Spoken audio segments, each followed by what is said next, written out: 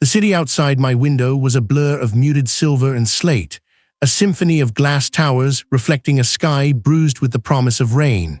But my world, as always, was a landscape of numbers, a meticulous grid of ledgers and digital pathways. Here, within the polished silence of the firm's upper floors, I, Thomas, found my solace. My hands, calloused not from labor, but from the constant click and glide of a mouse, danced across the keyboard, coaxing secrets from the endless streams of data. This was a high-profile audit, a deep dive into the labyrinthine finances of a conglomerate known more for its impenetrable wealth than its transparency. The firm had assigned me the lead, a testament to my reputation for unearthing the most elusive discrepancies. I thrived on the order, the logical progression of figures, the satisfying click when every digit aligned. It was a beautiful, predictable world, until it wasn't. My screen glowed with the stark white of a spreadsheet, row upon row of transactions stretching into the digital horizon. I was sifting through a quarter's worth of disbursements, a tedious task that demanded unwavering focus. Hours bled into one another, marked only by the shifting light outside and the occasional low murmur from a colleague passing my cubicle. Still wrestling with that behemoth, Thomas. The voice belonged to a junior analyst, his tone light, a hint of awe in his eyes as he paused at the threshold of my space. I didn't look up, my gaze fixed on a series of entries.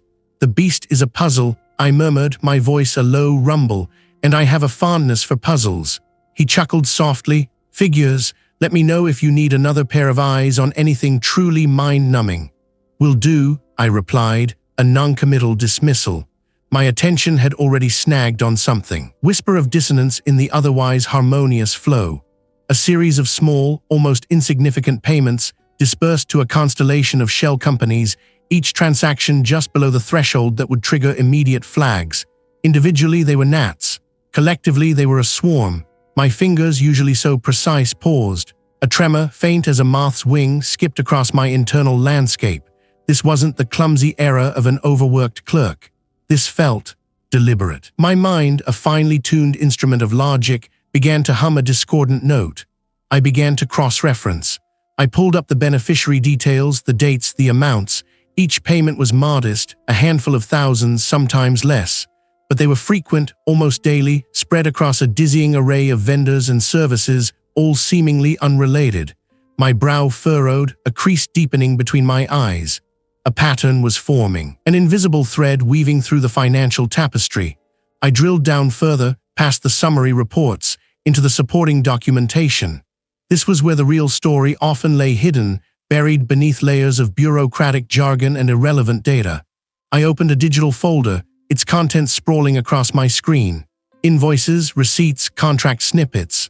My eyes scanned, trained to spot the outlier, the word that didn't fit, the detail that screamed incongruity. And then I saw it, buried within a batch of what appeared to be legitimate travel expenses and logistical service invoices. A series of payment records stood out like a shard of obsidian in a field of snow. They were for consultation fees and logistical support, vague enough to pass initial scrutiny, but the associated metadata, the geographic tags and timestamps, pointed to something far more specific. Each of these particular records, cluster of 7 over a 2-week period, referenced a location, highway rest stop, exchange point. My fingers froze midair above the keyboard. A highway rest stop, an exchange point, not a corporate office, not a registered business address, not even a postal box. A transient, anonymous place, a nexus of fleeting encounters. My initial thought was a glitch, a data entry error, perhaps some automated system misinterpreting a geotag, but 7 times, with identical phrasing, and linked to these specific, low-value, high-frequency transactions to shell companies. I zoomed in on the details, my eyes devouring every character. The dates were sequential, always late at night or in the pre-dawn hours. The amounts, while small, added up, collectively forming a sum far more significant than any single payment suggested. This wasn't an accounting error. This was a carefully orchestrated maneuver designed to siphon funds, to obscure their origin and destination. I had stumbled upon something far more sinister than a simple miscalculation. The quiet hum of the firm, once a comforting drone, now seemed to press in on me, a low thrumming tension. The numbers, my trusted companions, had betrayed their innocent facade, revealing a hidden language of deceit. The highway rest stop, exchange point, echoed in my mind, a stark, unsettling marker in a landscape of corporate finance. It was a meeting place, a clandestine handoff, a node in a vast, unseen network. My hands, though steady, felt foreign on the keyboard. The air in my cubicle, once sterile and familiar, now felt charged, heavy with unspoken implications. I had found the glitch in the system, but it wasn't a flaw to be patched. It was a gaping maw, and I had just peered into its depths. The realization hit me with the force of a physical blow. I wasn't just looking at a few suspicious transactions. And I, Thomas, had just pulled back the curtain. Data entry error, perhaps some automated system mislabeling a proxy server. But the pattern, once etched into my vision, refused to dissolve. A sequence of substantial transfers, each originating from shell corporations, culminating not in a numbered Swiss account or an offshore trust, but in a single, peculiar address, a highway rest stop, exchange point. The words themselves felt like grit between my teeth, an incongruity that chafed against every principle of financial probity I held sacred. My fingers, indeed, froze. The hum of the server racks, usually a soothing drone, now seemed to thrum with a nascent discord. This wasn't a glitch. This was an open wound in the ledger, a raw, undeniable anomaly screaming for attention, a place of transient encounters, greasy food, and hurried departures. Why here? What was truly being exchanged at such an anonymous nexus? My mind, a finely tuned instrument of logic and deduction, began to spin its threads, connecting the seemingly disparate. The sudden influx of funds, the opaque corporate structures, the missing beneficial ownership details, all threads now tugging towards this single, improbable knot. The careful edifice of my initial report, meticulously constructed from cold, hard numbers, felt suddenly insufficient, a mere whisper against a growing gale. I knew, with a chilling certainty that settled deep in my bones, that I could not simply file this report as is. It demanded scrutiny, elevation. This was beyond the purview of a routine audit flag. This was a seismic shift beneath the firm's polished floorboards. My responsibility, both professional and moral, felt like a physical weight. I had to alert someone above me, someone with the authority to peel back these layers. The managing partner's office was a sanctuary of hushed power, a world away from the fluorescent glare of my cubicle. Thick Persian rugs absorbed all sound, rendering footsteps into mere suggestions. Mahogany gleamed under the soft glow of shaded lamps, reflecting the framed accolades that adorned the walls. It was a place designed to inspire confidence, to project an image of unassailable integrity. His eyes, though, held a distant, almost detached quality. Like polished river stones, he gestured to the leather armchair opposite his massive desk. "Do come in. What urgent matter brings you to my humble abode?" A faint, knowing smile played on his lips, a smile I couldn't quite decipher. I sat, my spine rigid, the weight of the evidence pressing down on me. "Sir, I've uncovered some irregularities in the Cerberus Global account, significant ones." I opened my portfolio, laying out the summary sheets, the highlighted transactions, the meticulously annotated data points. My voice, I noted, was steady, betraying none of the tremor that had begun to vibrate beneath my skin. He leaned back, his fingers steepled, his gaze sweeping over the documents. He didn't pick them up. He didn't even lean forward. It was a performance of casual observation, yet I felt every line of his scrutiny. Cerberus Global, he mused, the name a soft echo in the quiet room. A sensitive client, Thomas, highly valued. Indeed, sir, which is why these findings are so concerning. The capital inflows are opaque, and the outflow destination, particularly a series of large transfers, is listed as a highway rest stop, exchange point. I paused, letting the words hang in the air, hoping they would land with the same jarring impact they had on me. I watched for any flicker of surprise, any shift in his composed demeanor. There was none. Only that placid, unreadable expression. He lowered his hands, resting them on the polished desk. "A highway rest stop, you say?" His tone was neutral, almost curious, as if I had just pointed out an interesting architectural detail. "An unusual designation, certainly." "Unusual, sir. It's unprecedented in my experience. It suggests an illicit cash exchange, a clandestine meeting point, not a legitimate business transaction." My voice gained a sharper edge, a note of professional indignation I couldn't entirely suppress. "The amounts involved are substantial, and the lack of proper documentation for beneficial ownership is alarming. It points to a sophisticated money laundering operation, potentially on an international scale. He picked up a heavy crystal paperweight, turning it slowly in his fingers. The light fractured through it, scattering patterns across the mahogany. Thomas, you are a meticulous analyst. Your reputation precedes you. But sometimes, he paused, his gaze finally meeting mine, sometimes our zeal for detail can lead us down paths of overinterpretation. Cerberus Global operates in complex, often volatile regions. Their methods are unorthodox perhaps, but not necessarily illegal. Sir, the data speaks for itself. There are no legitimate business reasons for such transactions to be routed through a highway rest stop, exchange point. This isn't just unorthodox, it's a glaring red flag. It involves protecting the firm, its clients, and its people. Sometimes that means understanding the broader picture. You've done excellent work on the numbers, truly, but perhaps you've allowed yourself to become a little too immersed in the minutiae. These are highly sensitive matters. Your career here is promising, very promising, but one must learn to discern which battles are worth fighting and which are best left undisturbed. Certain clients, certain arrangements are simply too delicate to probe with too much enthusiasm. It can create unnecessary complications, not just for the client, but for us, for you. The implication hung in the air, heavy and unspoken. It wasn't a direct threat, not a shouted command, but a subtle, insidious current running beneath his smooth words. A warning, veiled in concern, wrapped in professional advice. My own breath seemed to catch in my throat. He wasn't dismissing my findings because they were wrong. He was dismissing them because they were right, and because he, or someone above him, wanted them to remain buried. I suggest, he continued, his eyes now holding an almost paternal glint, you put this Cerberus Global file aside for a while, perhaps take on a less challenging assignment.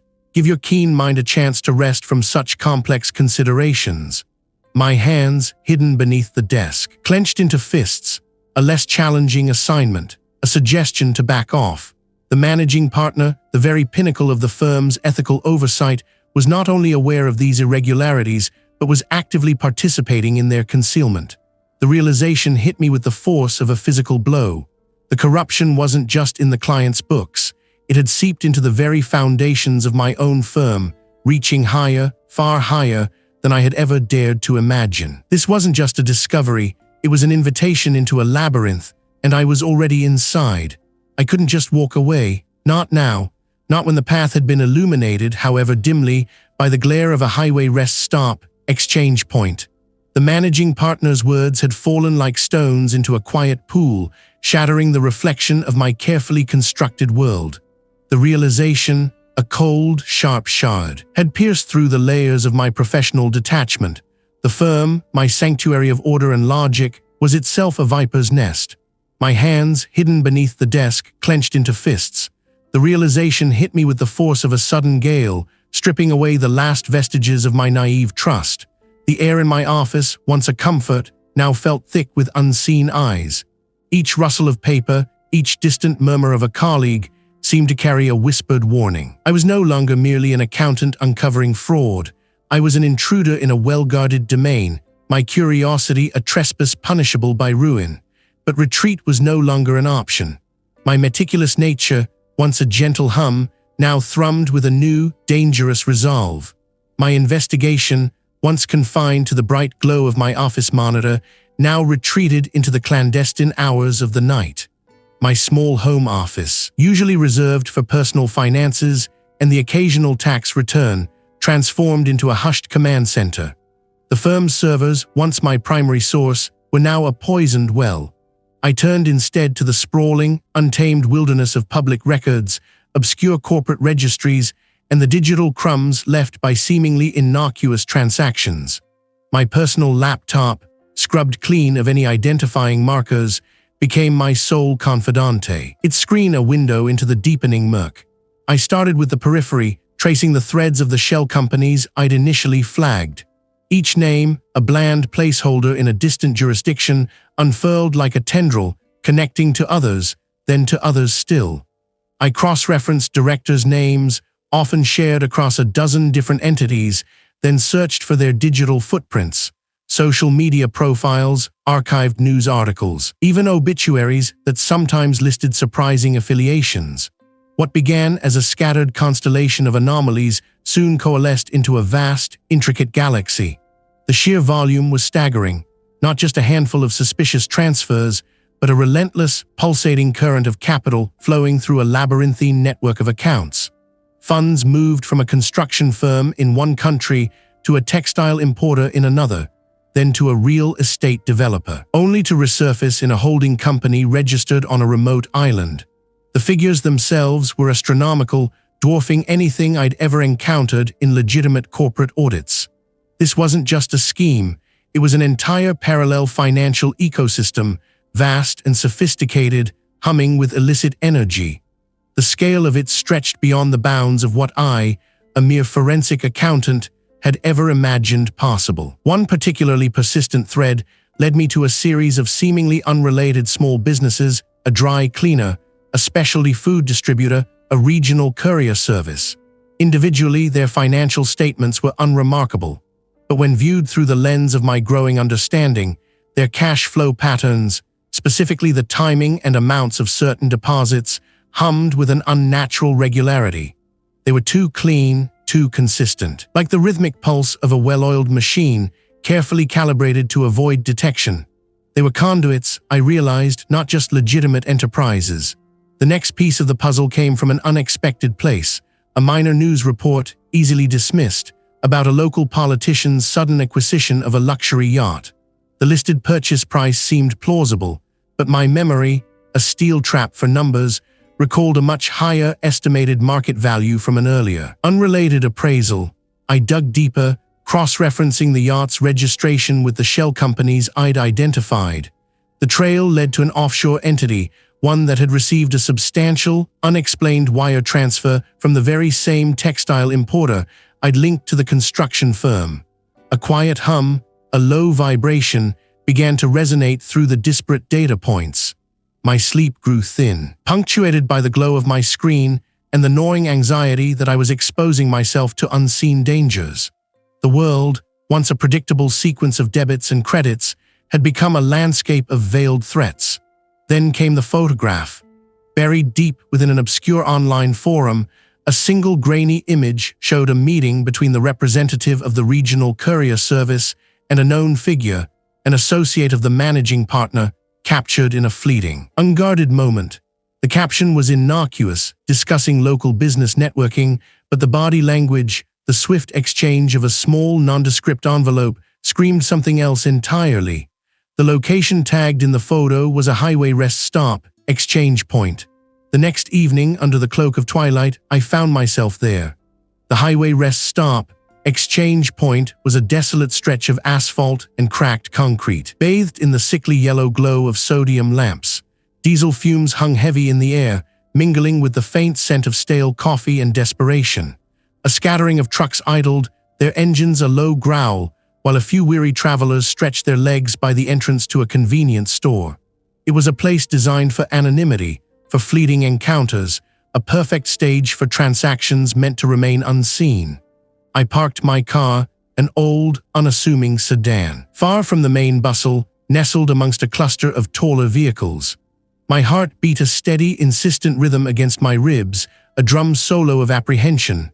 A man, stout and unremarkable, emerged, clutching a plain brown envelope. He paced for a moment, then leaned against the car, his gaze sweeping the desolate surroundings with a practiced indifference. Minutes later, a second car arrived, a sleek, expensive model that seemed out of place in this utilitarian landscape. He walked with an almost predatory grace, straight towards the stout man. There was no handshake, no pleasantries. A swift, almost imperceptible exchange of the envelope, a terse nod, and then both men retreated to their vehicles, disappearing as quickly as they had arrived. My earlier certainty, a fragile shield, wavered. Was I truly capable of navigating this treacherous terrain? But then, as the sleek car's taillights vanished into the highway's maw, I noticed something else, something small, incongruous, glinting briefly on the ground where the tall figure had stood. A tiny, ornate button, perhaps from a cuff, lay forgotten on the grimy asphalt. It was a detail too specific for this environment, too elegant for this clandestine world. It didn't add up. A tremor, not of fear but of profound disillusionment, ran through me. My meticulously ordered spreadsheets, once bastions of truth, now felt like a map drawn by complicit hands, leading to a hidden abyss. I was no longer merely an accountant. I was an accidental cartographer of corruption, and the landscape shifted beneath my feet with every breath. It started subtly. The same nondescript sedan, a muted gray, parked across the street from my apartment building for 2 mornings running, its tinted windows offering no glimpse of the occupant. I told myself it was coincidence, a trick of a mind already frayed by the firm's deceit. My work, once a source of quiet satisfaction, became a clandestine operation. I stayed late, long after the last colleague had departed, the building settling into its echoing hush. It was a slow, methodical dismemberment of their carefully woven lies, piece by painstaking piece. I felt their eyes on me, even in the emptiness, a phantom weight pressing on my shoulders. One afternoon, descending in the elevator, a stranger entered, his presence filling the small space with an unexpected density. He was broad-shouldered, with eyes that held the flat, unblinking intensity of a predator. He didn't look at me directly, but his gaze swept over my reflection in the polished steel doors. "Some things," he rumbled, his voice surprisingly deep, "are best left undisturbed, like old foundations." My breath caught, lodged in my throat. He knew my name. That night, my secure home network, usually a fortress of digital order, flickered. A minor glitch, I rationalized, a momentary blip in the vast current of the internet. But then, a folder on my desktop, one I'd meticulously organized with my personal files and research notes, was subtly rearranged. A few documents not deleted, but shifted, their timestamp altered by a minute or two. It was a ghost in the machine, a silent hand reaching into my private space. They weren't just watching, they were actively probing, testing the limits of my resolve or perhaps my sanity. I began to doubt myself, wondering if the stress was making me paranoid, if my own memory was playing tricks. Was I truly seeing these things, or merely conjuring specters from my own fear? The thought gnawed at me, a relentless insect burrowing into my thoughts. The escalating pressure, however, only solidified my grim determination. I would not be deterred. Their clumsy attempts at intimidation only confirmed the magnitude of what I had stumbled upon. My investigation led me to a series of shell corporations, their intricate financial threads weaving through international banks, ultimately pointing towards a specific, recurring pattern of cash deposits. The amounts were always round, always just under the threshold for automatic scrutiny, and always routed through a series of anonymous intermediaries. A specific date, the 3rd Tuesday of every month, kept reappearing in my analysis, tied to these deposits and subsequent transfers to a single, obscure holding company registered in a far-flung island nation. I needed to see if there was a physical manifestation of this monthly exchange. Thus, I found myself on a Tuesday, driving towards the outskirts of the city, my car a lonely vessel on the late afternoon highway. The sky hung low, a bruised purple promising rain. My destination, the highway rest stop, exchange point.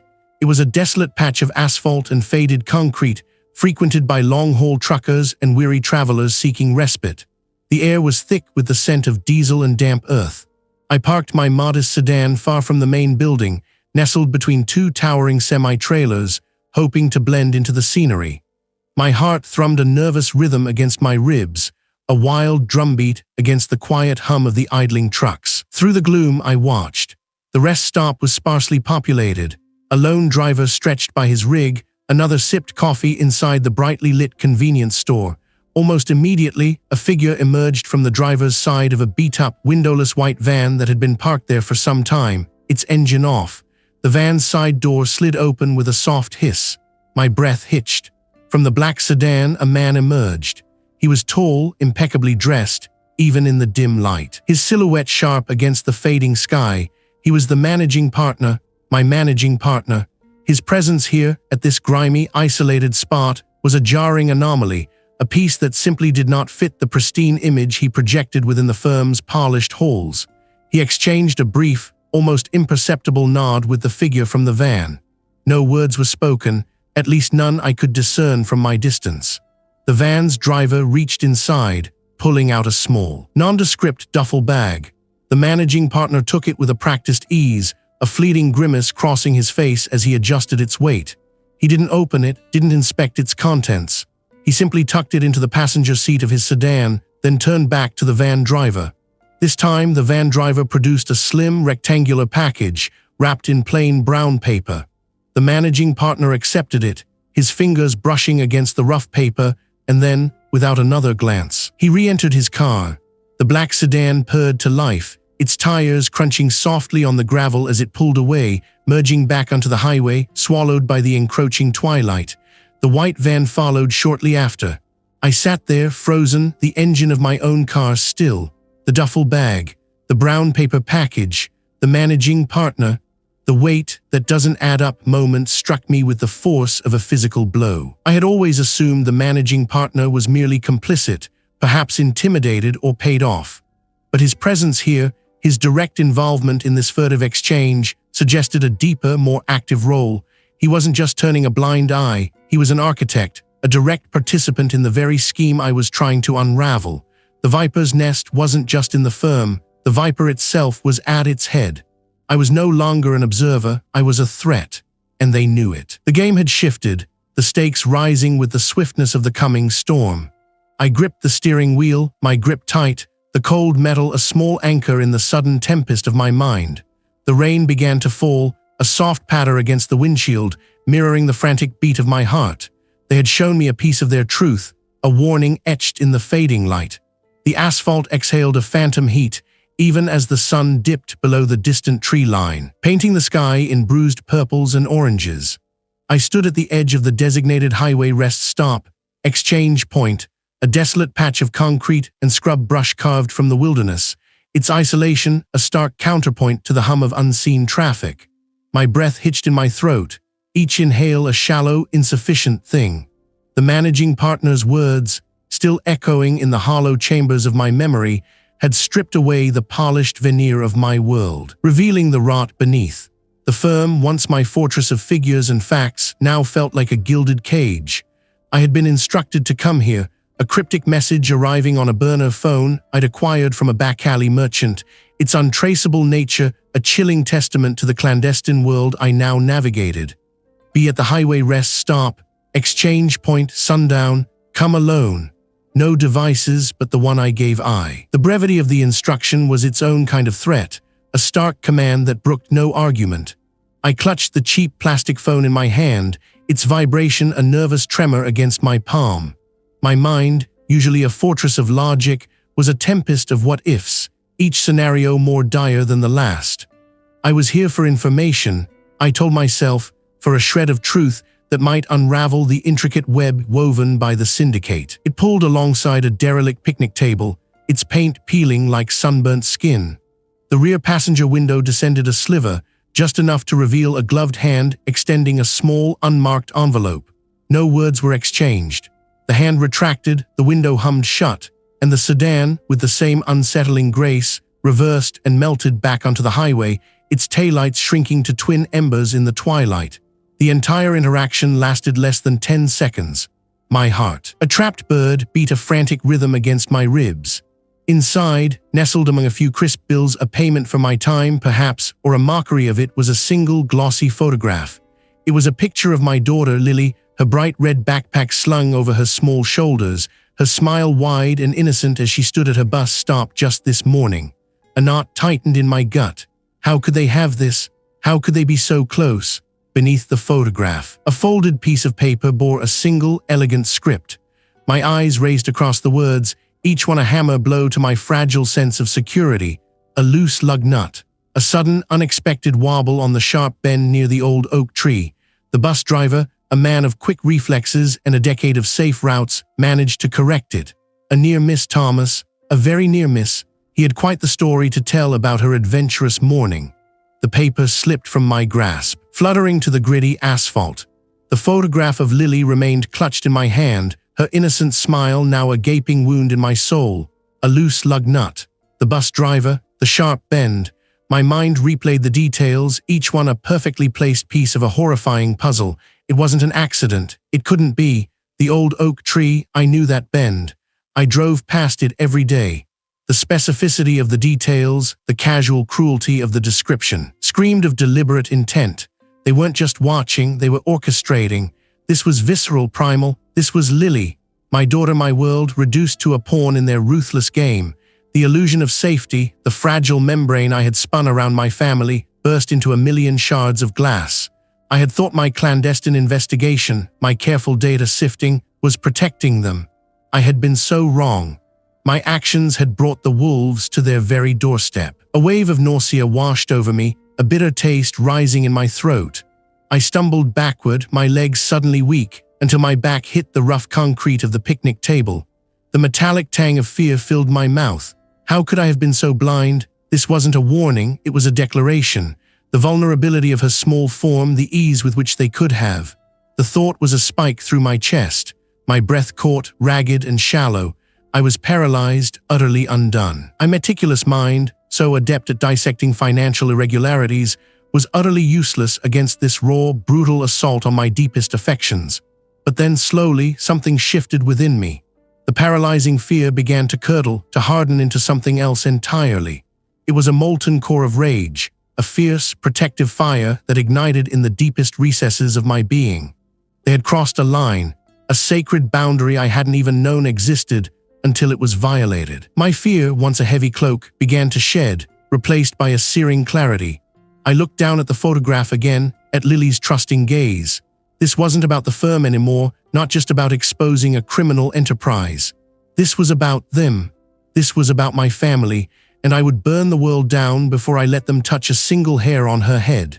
The meticulous forensic accountant, the man who lived by ledgers and logic, died there at that desolate highway rest stop, exchange point. My hands, still trembling, balled into fists. The tremors weren't from fear now, they were from a nascent power, a furious resolve. They wanted to make me stop. They had achieved the exact opposite. They had woken a sleeping beast. The sun had fully vanished, leaving only the bruised twilight.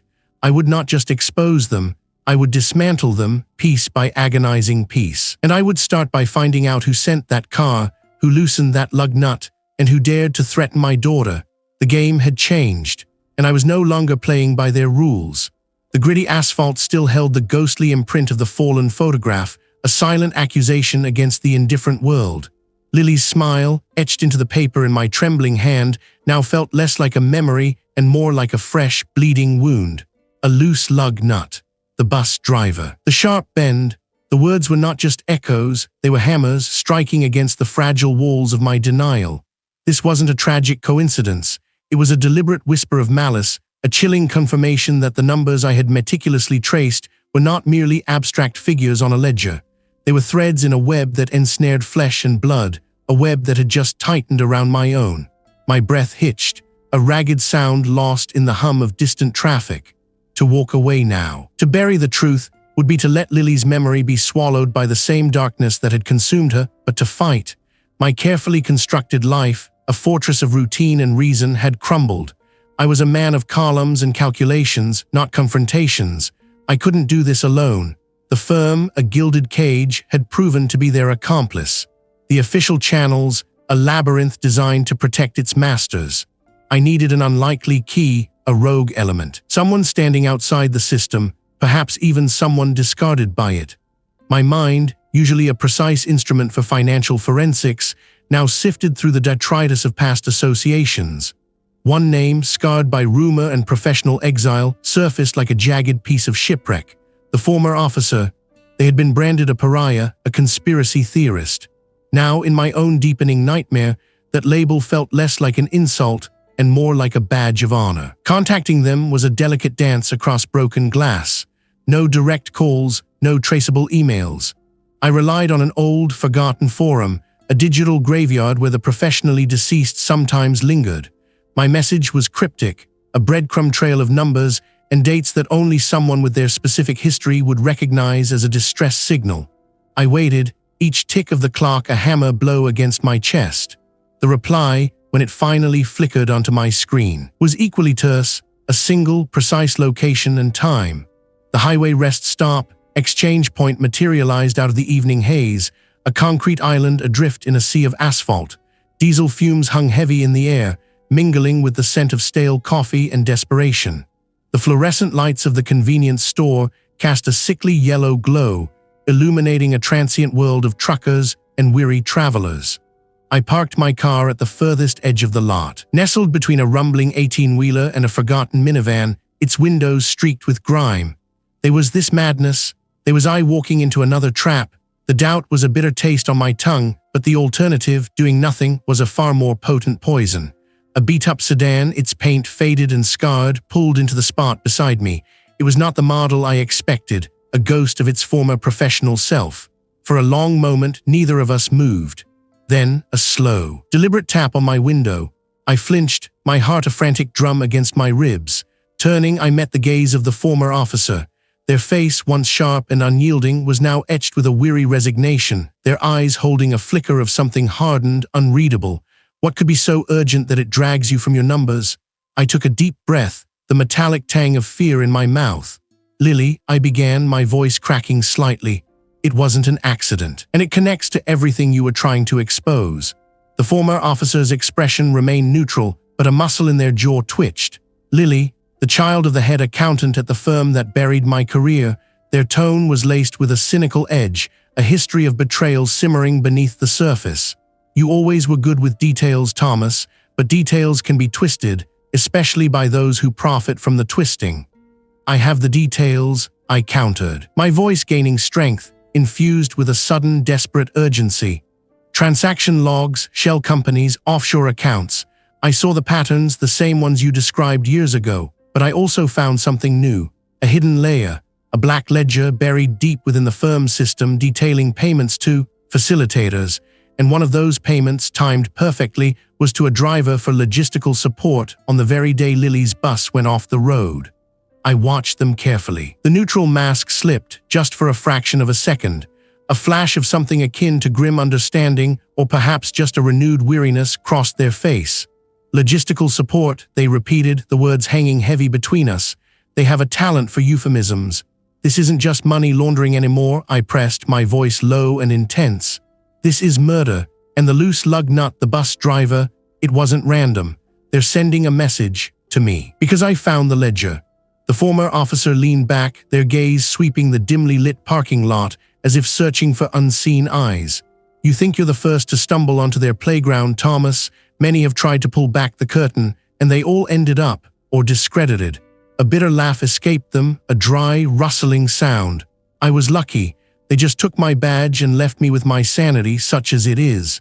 "But you were right," I insisted. "And now I have proof, hard proof, not just theories.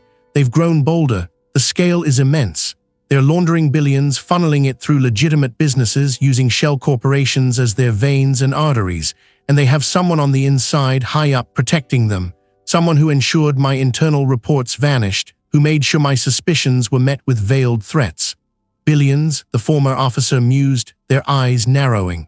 "That's a significant escalation. My investigation, the one that cost me everything, pointed to millions, not billions, the reach. They learned to be more careful, more ruthless." "I need your help," I said, the plea raw and unvarnished. "I can't take this to the authorities, not yet. I don't know who to trust. But you saw this coming. You know how to fight them." The former officer was silent for a long moment, their gaze fixed on some point beyond my shoulder. The air grew thick with unspoken dangers. "Fight them," they finally said, a ghost of a smile touching their lips. "Thomas, you don't fight a hydra by cutting off a head. You need to burn the roots. And you, a numbers man, have just walked into the fire." Their eyes, when they met mine again, held a strange mix of caution and a dormant, dangerous spark. "Tell me everything. Every number, every name, every detail. Don't leave anything out. This isn't a game, Thomas. This is life and death, and you've already seen what they're willing to do." My breath hitched.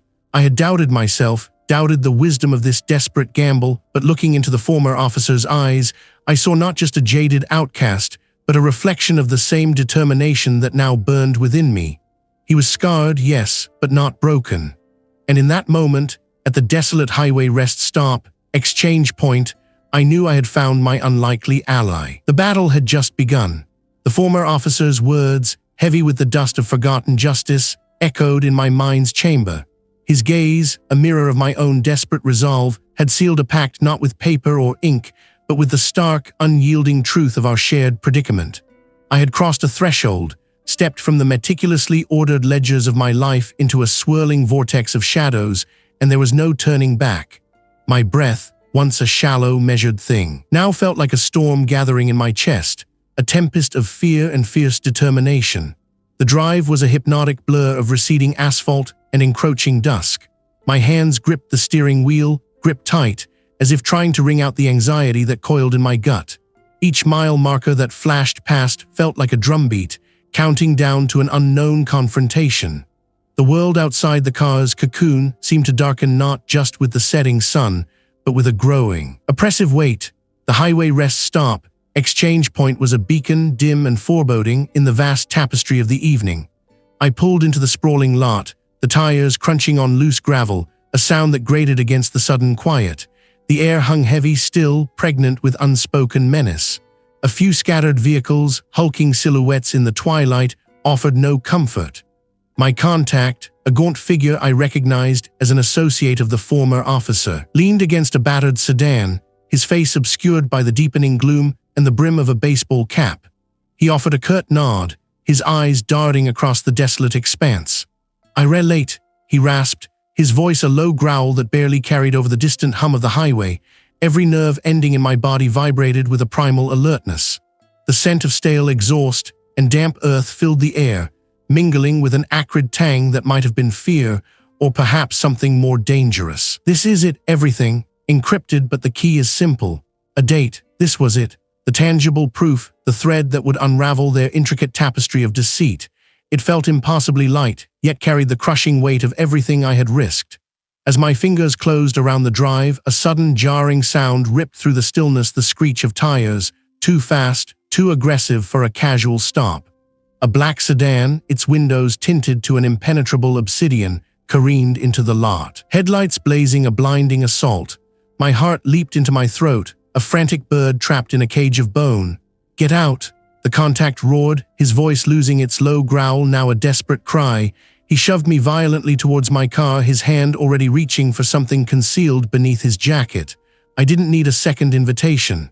My feet tangled, but I stumbled forward, the USB drive clutched tight in my fist. A sharp crack, like a whip lashing through the air, followed by a metallic thud against the battered sedan. He collapsed, a crumpled heap against the vehicle, his eyes wide with a sudden horror. This wasn't just a threat anymore, it was an execution. The black sedan doors flew open, disgorging two hulking figures, their movements fluid and predatory. I fumbled for my car door handle, my fingers clumsy with adrenaline. The engine roared to life with a desperate plea. A guttural cough in the quiet night. A hand, strong as iron, grabbed my arm, yanking me back, pulling me from the safety of the driver's seat. A gasp tore from my lungs. The USB drive, my precious evidence, flew from my grasp, tumbling towards the grimy asphalt. No, not now, not after all this. A primal instinct sharper than any fear surged through me. I twisted, a desperate, clumsy contortion, my elbow connecting with something hard and unyielding. The grip on my arm loosened for a precious second. A second figure was closing in, a heavy boot already swinging towards my head. I ducked, feeling the whoosh of displaced air just above my ear. My hand shot out, not towards the door, not towards escape, but towards the drive. My fingers closed around it, the plastic warm from my earlier grip, now a lifeline. Then, a searing pain exploded in my side. A blunt force, a sickening blow that stole my breath and sent me sprawling back into the driver's seat. I tasted blood, metallic and hot, on my tongue. They were trying to drag me out, their hands grappling at my clothes, their voices guttural murmurs that were lost in the roar in my ears. But I had the drive. It was in my hand, now clenched tight against my chest. This was their undoing, and I would not let it go, not even if it meant my own. With a desperate surge of adrenaline, I kicked out, my foot connecting with a shin. A grunt of pain, a momentary reprieve. I slammed the car into reverse, my foot pressing the accelerator to the floor. The tires shrieked, spitting gravel. The car lurched backward, throwing the figures off balance. One of them stumbled, then fell. The other, still clinging to the door frame, was ripped away as the car gained momentum, a ragged doll tossed aside. I didn't look back. My side burned, a deep, throbbing ache. But the pain was a dull counterpoint to the thunderous beat of my heart. I swerved, narrowly avoiding a parked truck, and burst out of the highway rest stop, exchange point, merging blindly into the flow of highway traffic. The black sedan, its lights now a distant, malevolent glow, was already behind me, gaining. They were relentless. I pushed the speedometer higher, the engine groaning in protest. My breath came in ragged gasps. The evidence, hot and small in my hand, felt like a branding iron marking me. They knew I had it. They knew I was a threat. I was alone, wounded and hunted. The carefully constructed world of numbers and ledgers had collapsed entirely. My life, my family, everything I held dear was now suspended by the thinnest of threads. There was no going back to the firm, no quiet return to normalcy. The critical evidence, this small, unassuming drive, was my only hope and also my curse. It meant I had to vanish, to become a phantom in the very system I sought to expose. The chase had begun in earnest, and I was no longer just an accountant. I was a fugitive. The diminutive USB drive, a cold pebble in my palm, pulsed with an unseen heat. It was the truth, distilled into a sliver of plastic and metal, yet it felt heavier than any ledger I had ever balanced. My breath hitched. A silent battle waged against the tremor in my fingers. This was it, the precipice. I had to choose, descend into the abyss of silence or leap into the unknown, hoping for flight. The air in my small study, usually a sanctuary of quiet order, now crackled with a frantic energy. My mind, a whirlwind of calculations and contingencies, settled on a perilous path. I knew a journalist, a tenacious spirit I'd met years ago during a pro bono project, a woman who sought the truth with a ravenous hunger. He was my last, desperate gambit. My message, encoded and brief, promised a story that would shatter their gilded cages. Her reply, equally terse, designated the meeting, a distant highway rest stop, exchange point under the cloak of pre-dawn quiet. The drive, there was a study in heightened senses. Every passing car, a potential tale. Every flicker of light in my rearview mirror, a phantom threat. The highway asphalt hummed beneath my tires, a monotonous drone that did little to calm the frantic beating in my chest. I clutched the steering wheel, my grip tight, the USB drive nestled in a hidden pocket, a tiny, potent secret. The sky, a bruised purple, bled into the horizon, hinting at the coming day, a day that promised either revelation or ruin. I arrived first at the highway rest stop, exchange point. The air was frigid, biting at my exposed skin. The aroma of stale coffee and exhaust fumes hung heavy, a testament to countless journeys paused and resumed. Only a handful of trucks idled in the vast lot, their engines a low rumble like sleeping giants. The solitude was profound, yet I felt watched, a prey animal sensing the shift in the wind. A sleek black sedan, unremarkable in its commonality, glided into the lot and parked a few spaces away. The driver, a figure whose silhouette was vaguely familiar, emerged. It wasn't the journalist. This person, with their measured gait and unreadable posture, was not the ally I had expected. A sudden, sickening realization bloomed in my mind. This feels wrong. The air grew heavy, thick with unspoken menace. Thomas, the figure said, their voice a low, even tone that held no warmth, no recognition. It was the managing partner of my firm, his face a mask of polite indifference under the dim light. My blood turned to ice. He shouldn't have been here. This wasn't the plan. This wasn't her. Where's the reporter? I stammered, my voice a thin reed against the growing wind of my panic. He offered a faint, almost imperceptible smile, devoid of mirth. She sends her regrets. A more pressing engagement, it seems, but I can certainly take whatever you intended for her. His hand, manicured and steady, extended towards me. My mind raced, a desperate scramble for answers. How, when, had she been compromised? Or worse, had she been a lure from the very beginning? The thought sent a jolt of icy betrayal through me. I hesitated, my hand instinctively closing around the USB drive. This wasn't an exchange. This was a shakedown. They moved with an unsettling efficiency, closing the distance between us. My escape routes vanished. My breath caught in my throat. I think it's time we had a little chat, Thomas, the managing partner continued, his voice now laced with an edge of steel. About certain irregularities in the firm's accounts. Embezzlement, my mind screamed, no, this is impossible. But the accusation, spoken with such calm authority, hung in the frigid air, solidifying into an undeniable truth. They had spun a web, intricate and suffocating. One of the silent figures stepped forward, his gaze fixed on my jacket pocket. And perhaps we should also discuss this, he said, his voice a gravelly murmur. His hand moved with surprising speed, delving into my inner pocket. The one where I'd carefully placed a decoy, a blank USB. He withdrew it, holding it aloft. Corporate espionage too, a man of many talents it seems. My real USB, the one with the actual proof, was still in my other, deeper pocket. A flicker of perverse relief, quickly extinguished by the overwhelming horror. I have proof of my crimes. The managing partner merely chuckled, a dry, humorless sound. Proof, Thomas. The only proof we're interested in is the one that points to your gross misconduct, and we have plenty of it. He gestured to the silent men. Escort Mr. Thomas back to the office. We have a few forms for him to sign. The journey back was a blur of indignity. My phone, my wallet, everything confiscated. My keys, my access cards rendered useless.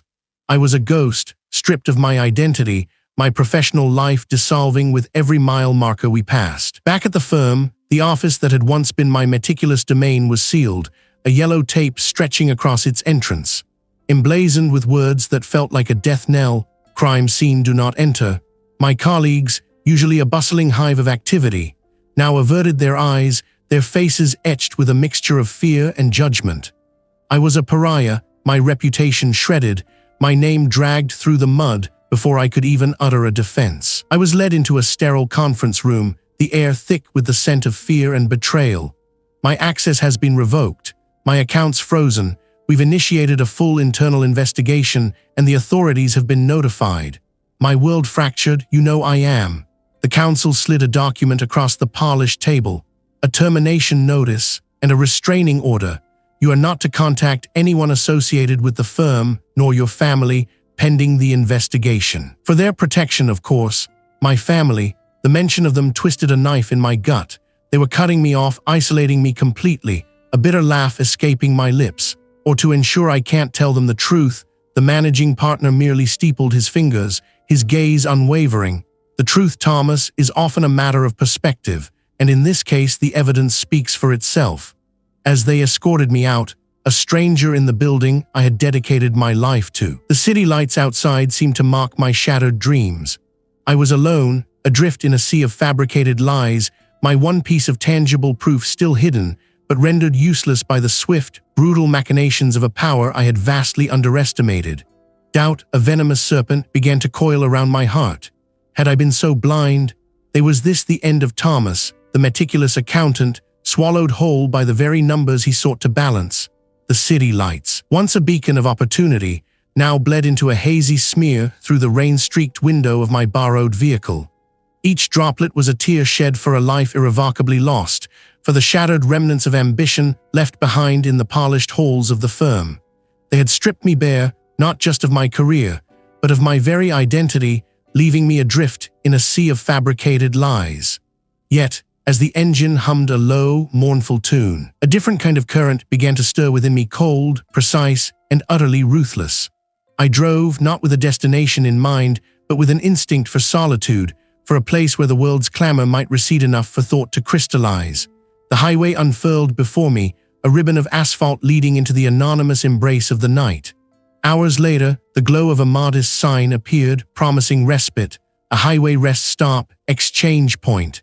It felt appropriate, a liminal space between what was and what would be. The air outside was thick with the scent of damp earth and exhaust fumes, a stark contrast to the sterile environment I had known. I leaned against the cold metal of a lamppost, watching the transient parade of cars and trucks, each carrying its own cargo of secrets and journeys. My mind, usually a neatly organized ledger of figures and facts, was a maelstrom of rage and a burgeoning, icy resolve. They believed they had silenced me, buried me under a mountain of their deceit, but they had underestimated the stubborn persistence of a man who understood the language of numbers better than his own mother tongue. The key to their undoing, I realized, lay not in grand revelations, but in the minutiae, the nearly invisible threads woven into the fabric of their illicit wealth. I had seen them, these subtle distortions in the financial statements, the almost imperceptible hum of imbalance in their meticulously crafted fictions. My initial error had been in trying to unravel the entire tapestry at once, to present an overwhelming cascade of evidence. They had simply cut the threads I pulled. No, I needed a different approach, a surgical strike. I needed to find the single, most vulnerable point in their vast, intricate network, a linchpin transaction, a recurring pattern of obfuscation that, once exposed, would cause the entire structure to shudder and collapse. My accounting skills, once my pride, then my downfall, would now be my weapon. Its battery was low, a metaphor for my dwindling resources. I found a dimly lit corner inside the rest stop, a plastic table scarred with countless histories, and opened the device. The screen flickered to life, illuminating my face in a pale blue glow. I had managed to squirrel away some critical data before my forced exit: encrypted files, mirror images of certain ledgers, the faint ghost of their financial fingerprints. My fingers flew across the keyboard, a dance of purpose. I began sifting, not for the obvious anomalies, but for the patterns of deviation. The syndicate's methods were sophisticated, employing shell corporations, layered transactions, and complex international transfers. But even the most brilliant criminal mind, when dealing with vast sums, tends to fall into habits. A signature, a tell. I remembered a particular series of transactions, flagged initially as low risk, that involved a specific commodity exchange. It was buried deep within a subsidiary's books, seemingly innocuous, but something about its recurring nature, its precise timing, had always pricked at the back of my mind. It was too clean, too perfectly unremarkable. Wait, I muttered, my breath fogging the cool air. That didn't quite add up. The valuation of the commodity, a rare earth mineral, consistently hovered just below the threshold that would trigger additional regulatory scrutiny. Every single time. Any deviation, even a slight market fluctuation, should have pushed it over that line at least once. Yet it never did. This wasn't just clever accounting. This was manipulation. They weren't just laundering money. They were artificially stabilizing a market segment, controlling prices, and using these stable transactions as a high-volume, low-profile conduit for their illicit funds. The sheer audacity of it left me momentarily breathless. It was a phantom limb of their operation, moving vast sums without ever appearing to break a sweat. But a phantom limb still had nerves. My heart began a slow, deliberate thrum against my ribs. This was it. This was the weakness. If I could expose the artificiality of those valuations, if I could prove the consistent, deliberate manipulation, then the entire chain of transactions would unravel. It wouldn't just be money laundering. It would be market manipulation on a grand scale, attracting the attention of agencies far more formidable than the internal compliance department that had so easily dismissed me. The challenge wasn't merely to find the proof. It was to present it in a way that could not be ignored, could not be buried. I couldn't simply send an email or make a call. I needed to force their hand, to make their own carefully constructed illusion implode in a public, undeniable spectacle. My fingers hovered over the keyboard. Was I truly capable of this? A forensic accountant pitted against a global syndicate? The sheer scale of it. The ruthless individuals who had already shown their willingness to crush anyone in their path. It was a fool's errand, a suicidal mission. My family, my very existence hung by a thread, but what choice did I have? To retreat was to accept defeat, to let them win, to live a life in fear. That, I realized, was a fate worse than any risk. No, I wasn't just fighting for my life anymore. My plan began to coalesce, intricate and dangerous. I would not merely expose the manipulation. I would create a digital echo, a cascade of irrefutable data points, programmed to activate and disseminate at a specific, irreversible moment. I would use their own financial instruments against them, turning their meticulously crafted illusions into a weapon of truth. The exchange point would not be for a person, but for information, a clandestine drop, a timed release. The first step. I needed a conduit, an untraceable path to inject my findings into the global financial consciousness. I would package the data, not as a report, but as a virus of truth, designed to corrupt their system from within, to expose the raw, ugly numbers beneath the polished veneer. I would target their next major commodity exchange, the largest one in their carefully orchestrated series. It would be a public transaction, too big to hide, too visible to ignore once the falsity of its foundations was revealed. The meticulous number cruncher was gone. In his place stood something sharper, something forged in the crucible of betrayal and despair. A resourceful, courageous adversary, and I had just found their Achilles heel. The city lights, once a beacon of opportunity, still bled into a hazy smear through the rain-streaked window, but now it was the glass of a borrowed, anonymous vehicle, parked in a forgotten corner of an industrial estate.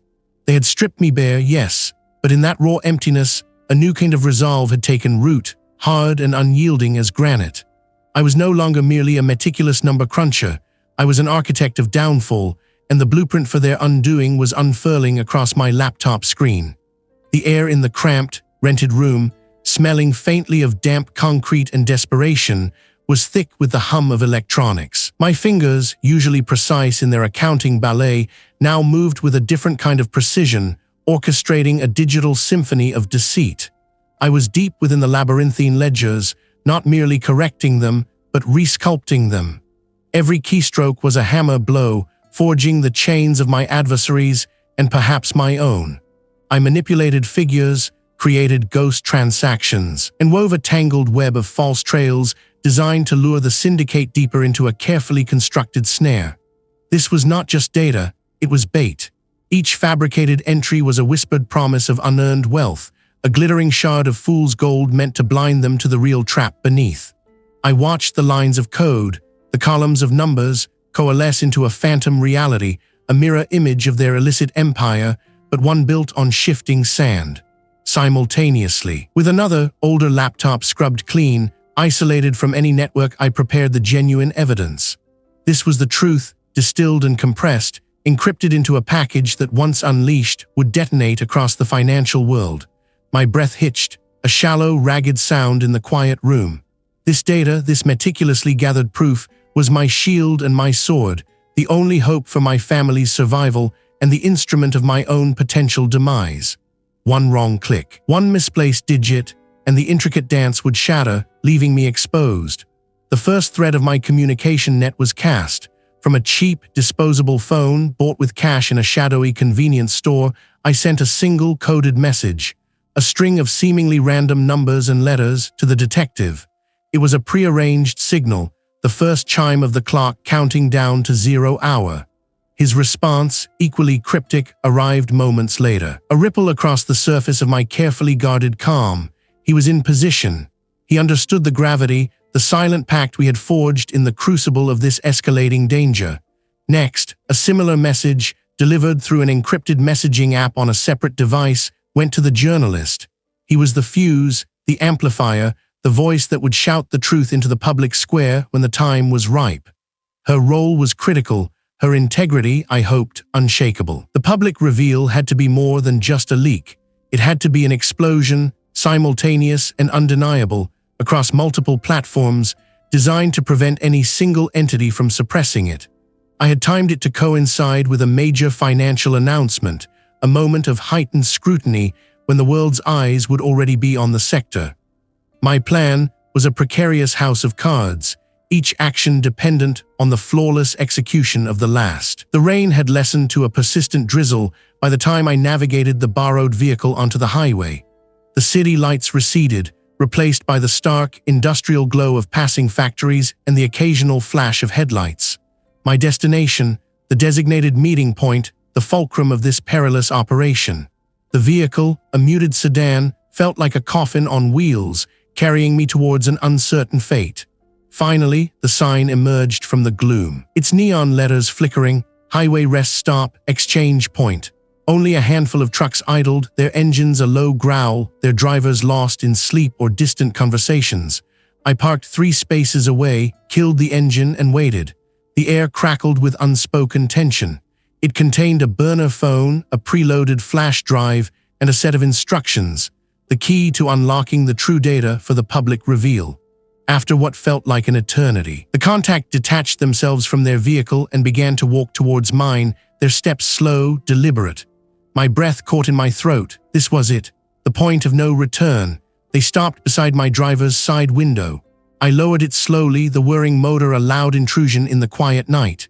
The cold air rushed in, carrying the scent of wet earth and exhaust fumes.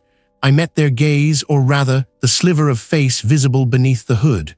A flicker, almost imperceptible, of something unscripted, snagged at the edge of my perception. It was a subtle shift in their posture, a momentary stiffness in their shoulders that wasn't there before, perhaps a fleeting glint in their eyes that suggested not just resolve, something else entirely, a hunger, a fear beyond the immediate danger. "The package," I murmured, my voice a dry rasp. Without a word, their hand, gloved and precise, reached into the window well. I placed the small bundle into their palm. The exchange was quick, almost clinical. As their fingers closed around the package, their thumb brushed mine. But the word itself, though correct, felt off. It lacked the specific cadence we had rehearsed, a subtle deviation in the prearranged script. My gut tightened. I watched them go, the borrowed vehicle pulling away, its taillights shrinking into the mist. My hands still tingled where our skin had touched. Had I just delivered the key to my salvation, or signed my own death warrant? Each droplet was a tear shed for a life irrevocably lost, for the shattered remnants of what I once held dear.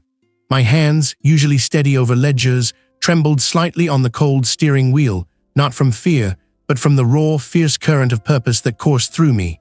Tonight, the numbers would sing their final, damning chorus.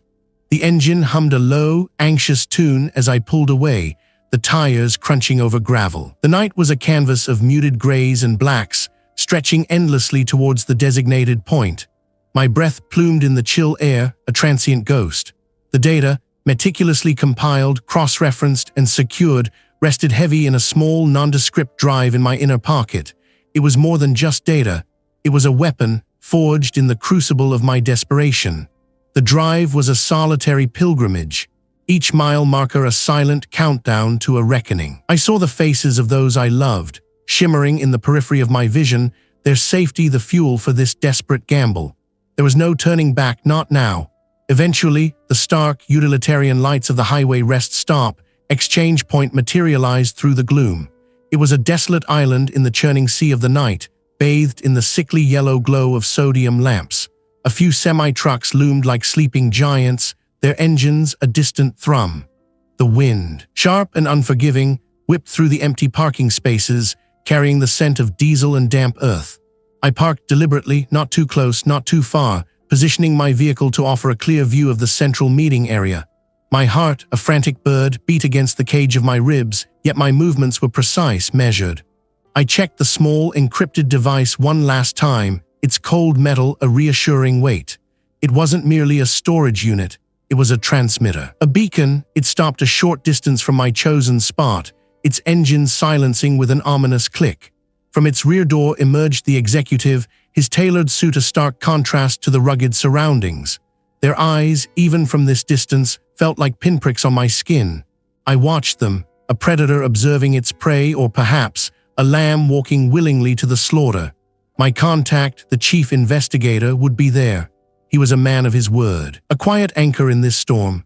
We had arranged a staggered arrival, a dance of distrust and necessity. Stepping out, the biting wind immediately assaulted me. The executive's gaze found mine, a flicker of something unreadable in his eyes, disdain, perhaps, or a predatory assessment. The enforcer remained impassive, his hands tucked into his pockets, but I felt the coiled tension in his posture.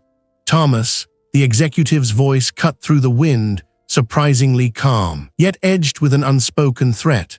"You're punctual, good." I walked towards them, each step deliberate, my feet crunching on the loose gravel. The small drive was still in my pocket. A second, identical device was clutched in my hand, ready. "I'm always punctual," I replied, my voice steadier than I expected, a low hum of defiance. "Especially when the stakes are so high." "High indeed," he answered, a thin smile playing on his lips. "The data, Thomas, hand it over. And this can all be." He wanted to see fear, to see hesitation. But what he found, I hoped, was a mirror reflecting his own ruthlessness, tempered by an unwavering resolve. "Forgotten?" I echoed, a bitter laugh escaping me. "After everything, after what I've done." The enforcer shifted, a subtle, almost imperceptible movement, but I caught it. "This isn't your world." "It is now," I retorted, my gaze unwavering. I raised the device in my hand, not offering it, but displaying it. "This isn't just a collection of numbers, it's a ledger of deceit, a meticulous accounting of every illicit transaction, every shell company, every hidden beneficiary. It exposes the entire network, from the street-level operatives to the very top." A flicker of genuine surprise crossed the executive's face, quickly masked. "You think you understand what you've found?" he scoffed. There was a tremor in his voice. "I understand enough to know that this isn't going to be forgotten," I responded, my voice gaining strength. I understand that you underestimated a man who simply likes things to add up.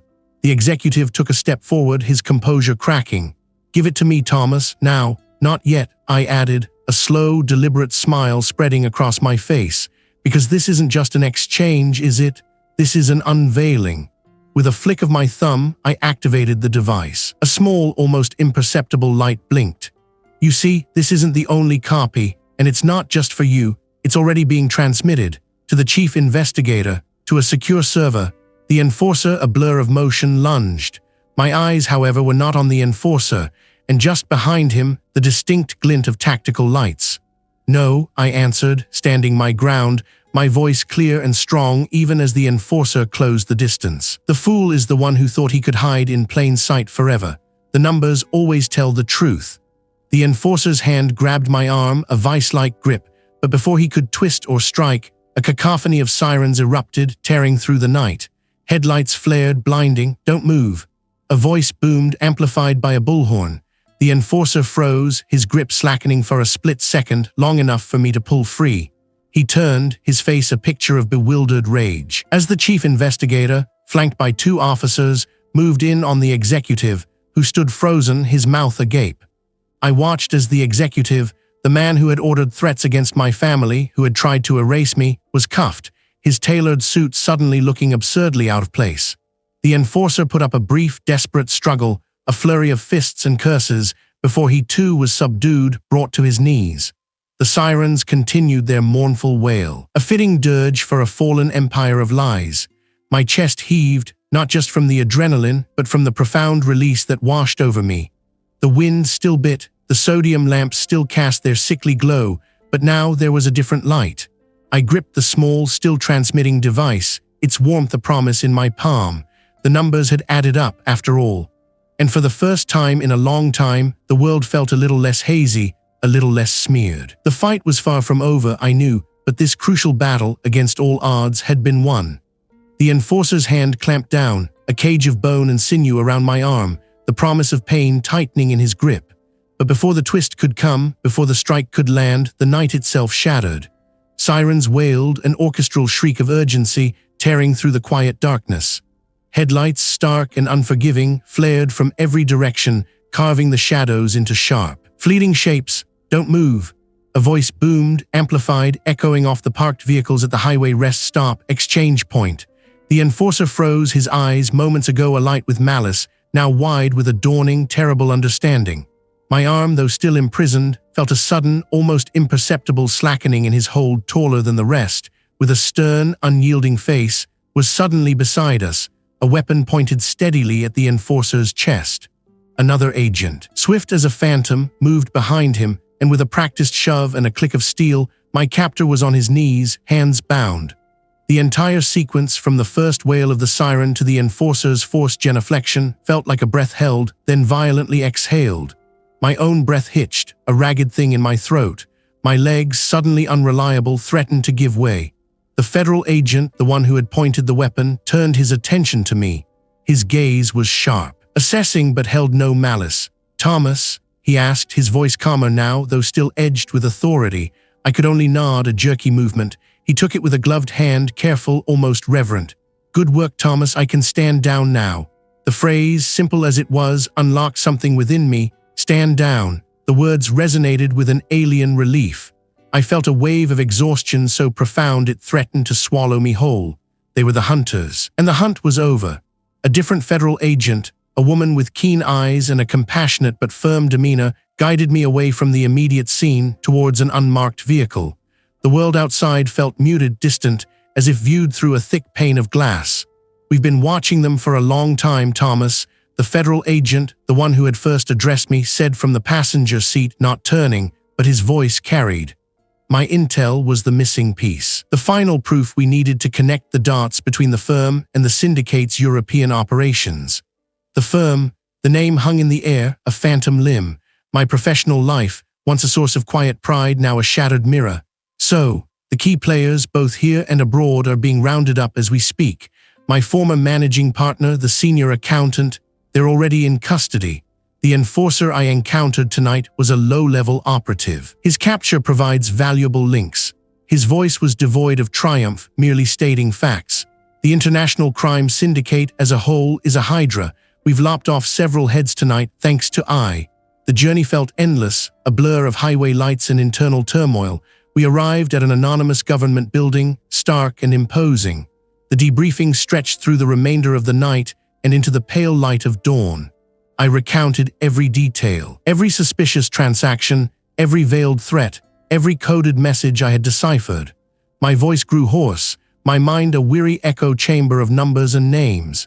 Each revelation I offered seemed to confirm a piece of the puzzle the federal agents had been meticulously assembling.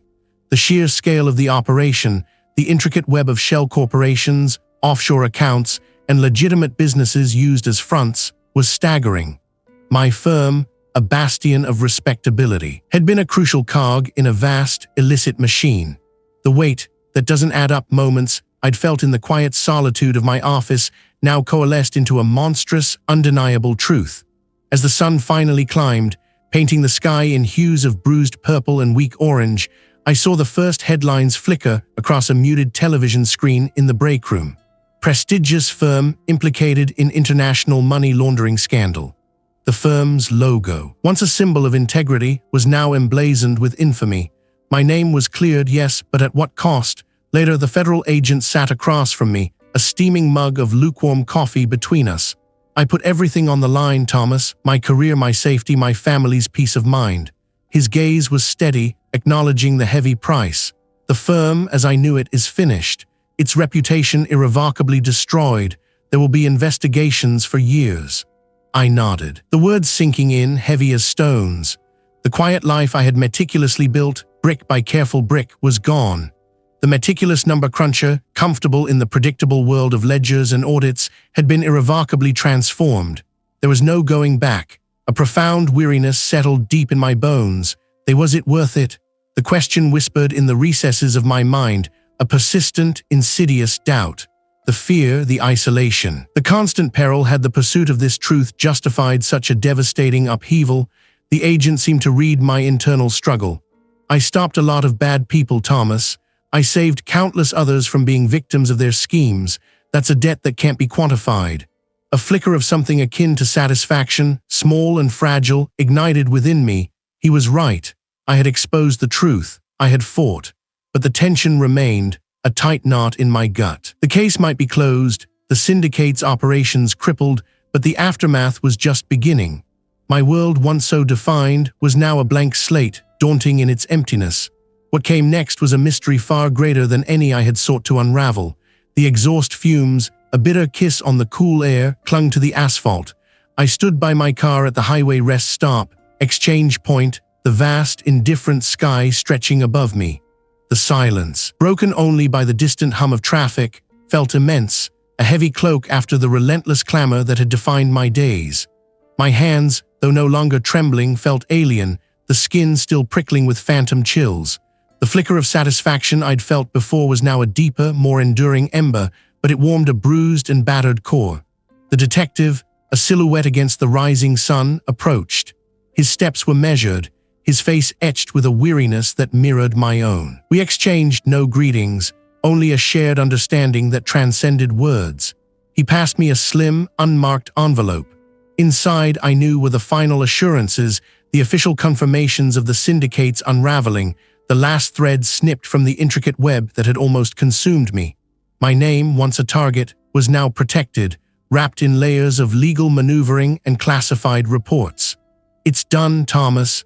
The detective's voice was a low rumble, devoid of triumph, merely stating fact. "They're scattered, their infrastructure crippled, the firm is being thoroughly dismantled, new management, new protocols, a clean slate, they say." He offered a wry, almost imperceptible smile. "For them, perhaps. For us, it's a different kind of slate." A gust of wind, carrying the scent of damp earth and distant pines, ruffled my hair. I looked at the envelope in my hand, then at the vast expanse of the highway, a ribbon unfurling towards an unknown future. The detective's words, "a clean slate," resonated, but I knew no slate could ever be truly clean for me. The ink of what I had witnessed, what I had done, was indelible. The man who had walked into that firm, meticulously tracking numbers, was gone. In his place stood someone else, forged in the crucible of fear and defiance. "What now?" I asked, the question hanging in the air, weighted with the uncertainty of a life uprooted. The detective merely shrugged, a gesture of profound resignation and subtle encouragement. "That, Thomas, is the only part of this story I get to write entirely on my own." He paused, his eyes holding mine. "But I've proven I can write, and I can fight." With that, he turned, his figure receding into the growing light, leaving me alone with the hum of the road and the echoes of his words. I watched his car merge with the traffic, then turned back to my own. Wife and our children were waiting. They were parked a little distance away, a deliberate buffer I'd insisted upon, a last vestige of the paranoia that still clung to me like a second skin. As I approached, my son, ever vigilant, spotted me first. He scrambled out, followed by my daughter, their faces a mixture of apprehension and relief. My wife emerged last, her eyes meeting mine across the short expanse of asphalt. I squeezed her hand. "It's over," I confirmed, the words tasting like rain after a long drought. We drove for hours, the landscape blurring outside the windows. The children, exhausted by the unspoken tension that had permeated our lives for so long, eventually fell asleep in the backseat, their breathing soft and even. My wife rested her head on my shoulder, her presence a warm anchor. I felt the slow, arduous unwinding of the tight coil in my chest. I had spent my life dissecting the intricate dance of finance, finding patterns in chaos. Now, a different kind of pattern emerged, one shaped by choice and consequence.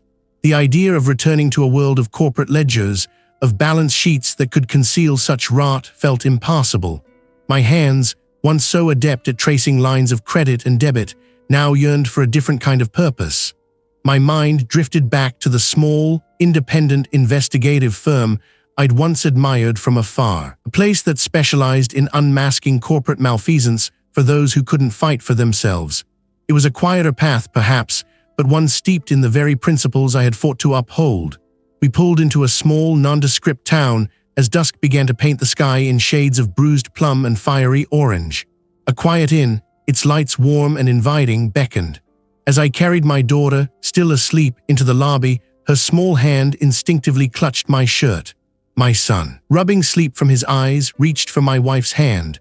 We were a unit, a constellation of 4 souls, forever changed, but undeniably bound tighter than ever before. Later, as the stars began to prick the inky canvas of the night, I stood by the window of our room. The quiet hum of the town, so different from the city's roar, was a soothing balm. My wife came up behind me, wrapping her arms around my waist. "What are I thinking?" she murmured, her voice soft. "About what's next?" I confessed, my gaze fixed on the distant horizon, where the first hint of a new day would eventually break. About finding a different kind of balance. I took a deep breath, the air filling my lungs, clean and unburdened. The path ahead was uncertain, fraught with challenges I couldn't yet foresee, but for the first time in a long time, the uncertainty didn't paralyze me. It invigorated me. Now I would build, I would protect, and I would ensure that the truth, no matter how inconvenient or dangerous, would always find its way into the light. The fear, though a constant companion, no longer dictated my steps. A cautious, yet undeniable, hope had begun to bloom in the desolate landscape of my soul.